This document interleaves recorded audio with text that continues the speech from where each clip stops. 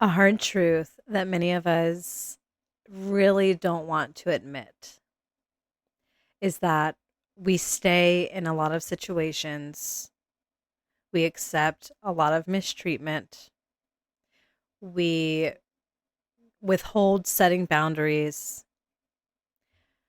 we just tolerate a lot of bullshit and we settle a lot in our lives simply for one reason and one reason alone. Okay.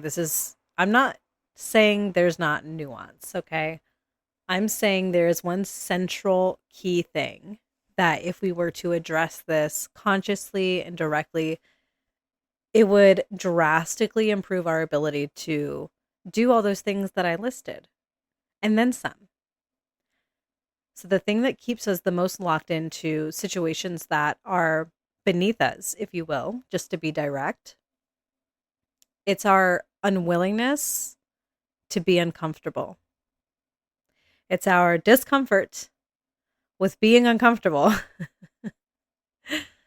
it's in a practical sense, it's as simple as I have anxiety. Okay, let's just as an example, I have anxiety.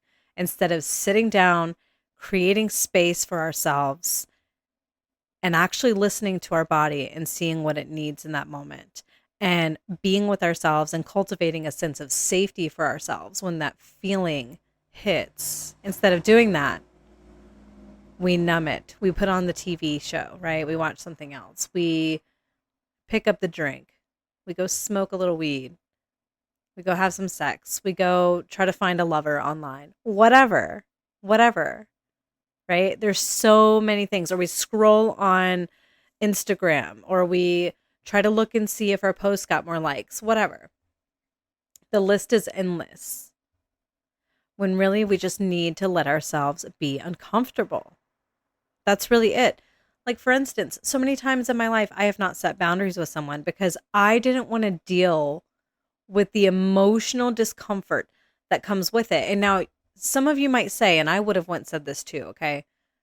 No, I didn't want to set that boundary because they were going to yell at me or they were going to argue with me or we were going to fight or something, blah, fucking blah, right? Something uncomfortable is going to follow. Maybe it would.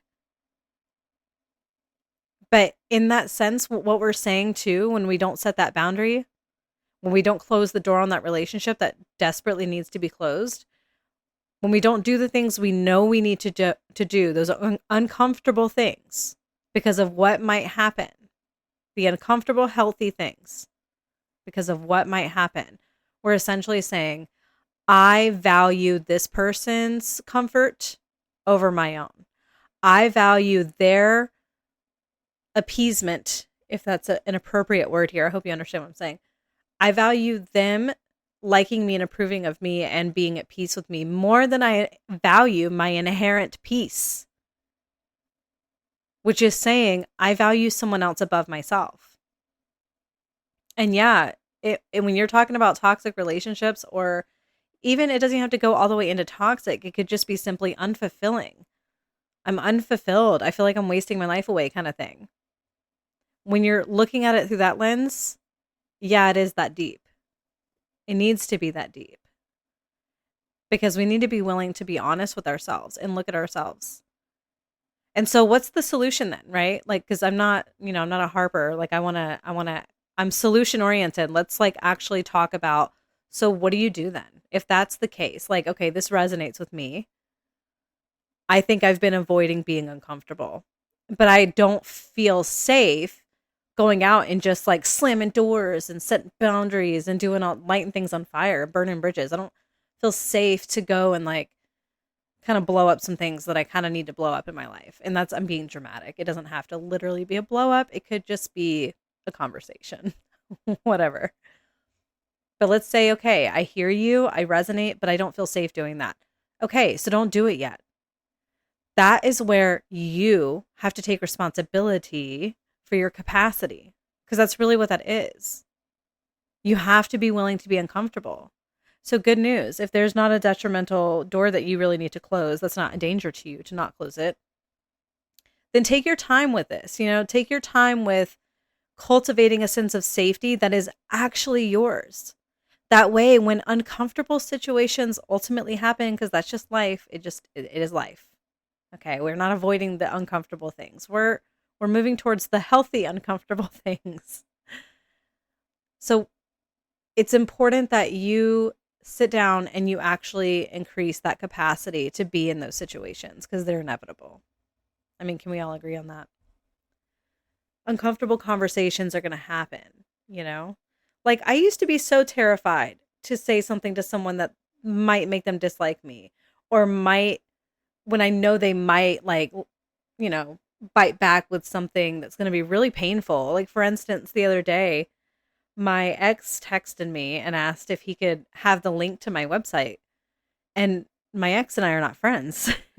We're not friends at all. In fact, there's a lot of shade that tends to come out with these people. So I'm very protective of my energy and I just said no. Just no. I wasn't angry about it or anything. I just said a simple no. I'm not going to give you the link to my website. And then he told me why. He came back and was like, come on, why? Blah, blah, blah. And I said, respectfully, you guys need to mind your business. I don't mean any harm, but mind your business. And all he said was okay. But old Hannah would have been terrified to say no, even to someone she doesn't like or someone that she knows is going to disrespect her. And that's the case with him. It always ends up being disrespectful. So I'm guarded. I protect myself. But I would have been terrified back in the day because I half expected him to not say okay. I half expected him to come back and be like, why are you such a bitch? Or something like that. But I was very surprised by the okay. And I wasn't baiting him into an argument either. I would have just left it unread at that point or just, not responded.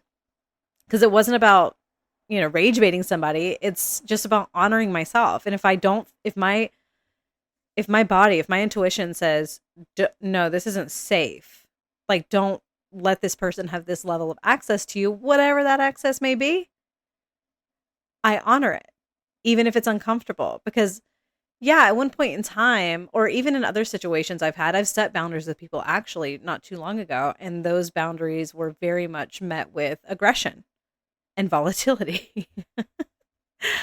And I just had to honor my boundaries and separate myself. We can convince ourselves, we can tell ourselves this story, that story about why it's not safe to, but really, really, bottom line, it starts within you. You are not feeling safe in general. It doesn't matter if the threat that you are perceiving of is real or not. You're not feeling safe within you. So that's why it's like, you don't have to rush into action, okay, with this kind of thing, with this kind of mindset shift. Really, the action exists within you. You start going inside of you and creating that safety. And that looks like the uncomfortable, ugly stuff. It looks like that ugly practice of just being fucking uncomfortable. I mean, I've been doing it myself. Every time I feel uncomfortable, I drop into that feeling the moment I catch it and I say, oh, okay. I'm uncomfortable right now. I'm just going to sit here with it. I'm safe. It's okay. I'm becoming my own safe space. I'm cultivating that relationship with myself because ultimately your sense of safety, it's dependent on your relationship to yourself inwardly. It really doesn't have anything to do with anything going on outside of you. It doesn't mean that we don't experience unsafe situations. Absolutely. But you don't need to define yourself according to that. Well, I'm just an unsafe person or my life is just unsafe. No. Let it point you back inward because that's what you can ultimately control. That's where your power lies. Your power doesn't lie in controlling this person or that person or how they treat you. You can't control that. Trying to is going to drive you absolutely fucking bonkers. Trust me, I tried with my ex. I tried to control everything because I just did not understand.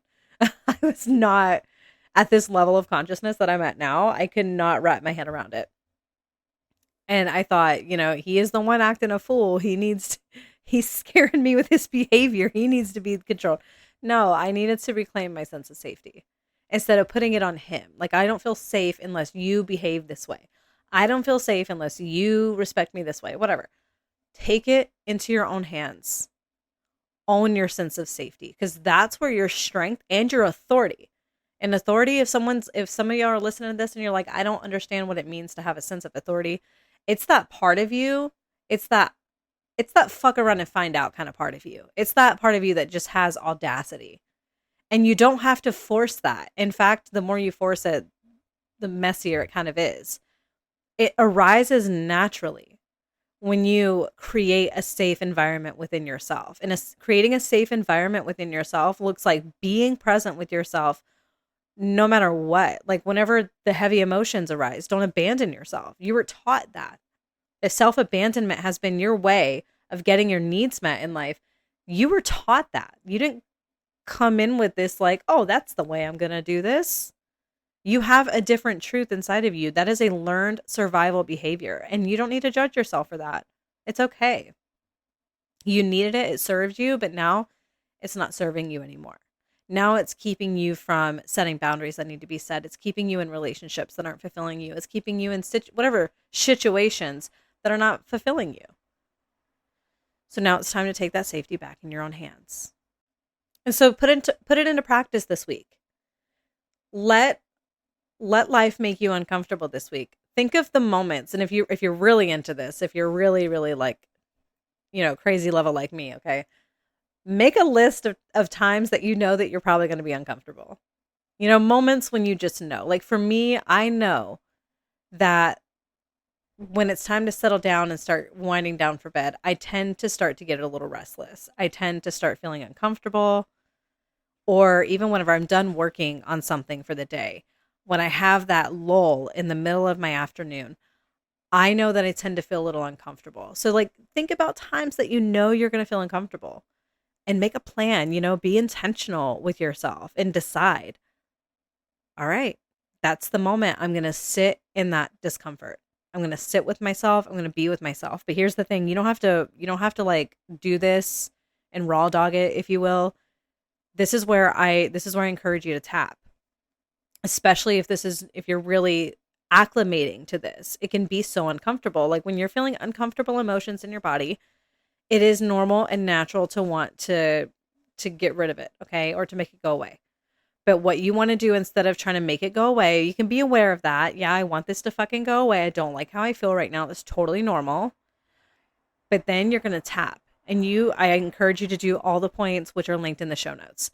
You just tap on the karate chop point, tap around all the points, and just be there with yourself, acknowledging how you're feeling. I feel uncomfortable right now. I'm uncomfortable. I'm telling myself I'm uncomfortable for this reason, that reason. This thing made me uncomfortable, but really always just bring it back to I'm just uncomfortable. I don't feel safe right now. Some part of me on some low level just doesn't feel safe in my skin right now. And that's okay.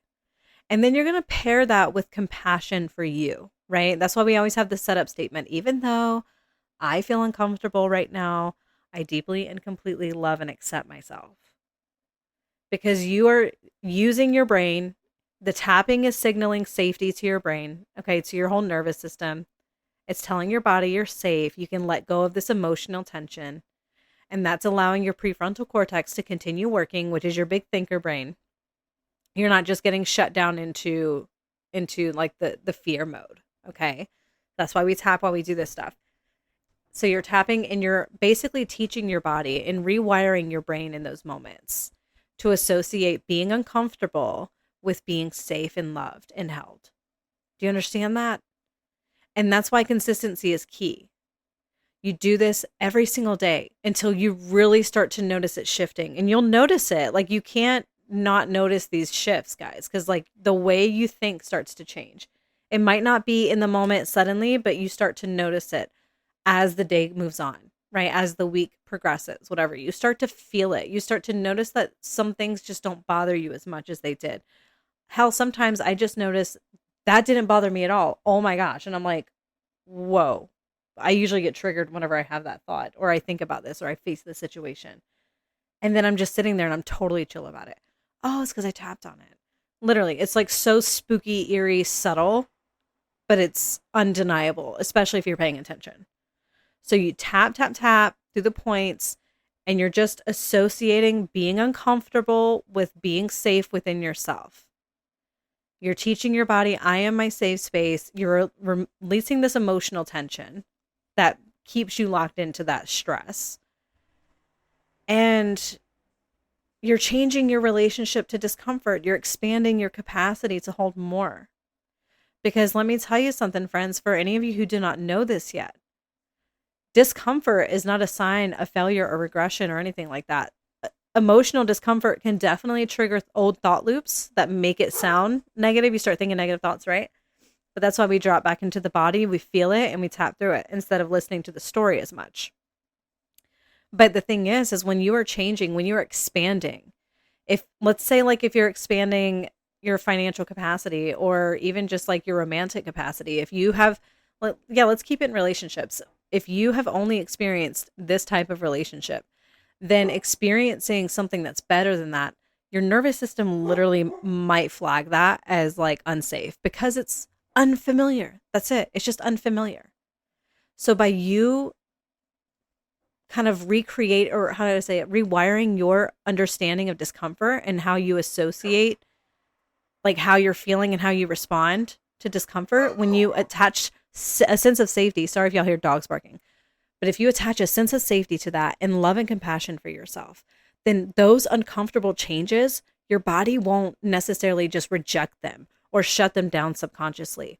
You'll be able to let more in. You'll be able to let more goodness in. You'll be able to accept more of that because it won't feel so unsafe. Because again, familiarity is a key way that the nervous system decides, is this safe or not? And that's all subconscious, you know? So by you creating space every single day for as long as it takes, right? To cultivate a sense of safety within yourself and to let yourself be uncomfortable, you're changing all of this and you're rewriting how your body responds to the future. And you're giving yourself permission to expand more and more and more and to open up to more possibilities outside of what you've been experiencing, the known that you've been experiencing. And it's all in your hands, right? Just from you taking ownership of your sense of safety and being willing to be a little uncomfortable. And that's definitely not something that everybody's doing. So you're really essentially being a leader in your own right, in your own circle of things by expanding your own capacity. And that's something to be fucking proud of. But I'm feeling this come to a close. I hope this little episode, this little invitation for this week, I hope it serves you. And I invite you to come and comment, come back to this episode in a week and let me know, like, how did that feel? What shifted for you? What changed for you in your sense of safety, in your ability to be uncomfortable? And what revelations did you have in that process? Because I promise you, you will. If you stay consistent, you will realize some things about yourself that you just didn't expect, or you'll discover things that you've had within you that you thought you needed to get from this person or that person. You'll realize all that shit was already inside of you. But okay, I love you guys. Make sure you subscribe. And of course, if you want to work privately with me in the unmasked container, the link is in the show notes below. But I'll catch you guys in the next episode.